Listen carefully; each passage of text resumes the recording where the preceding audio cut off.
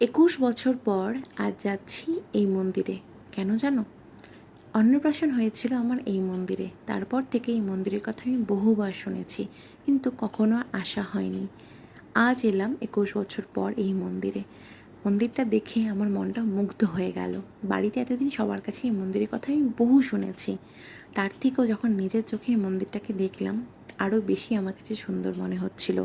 চারিদিকটা চা পাতা গাছে ভর্তি, তার মধ্যেই মন্দিরটা। অনেকটা সিঁড়ি উঠে তারপর মন্দিরটার কাছে যেতে হয়।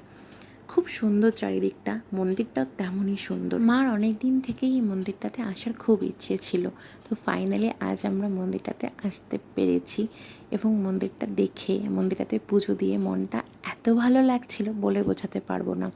একদিকে ছিল মার মন্দির, একদিকে ছিল মহাদেবের মন্দির। দুটো মন্দিরই আমরা পুজো দিতে পেরেছিলাম। মার মন্দিরে এবং মহাদেবের মন্দিরে ভেতরে গিয়ে ভিডিও করা অ্যালাউ ছিল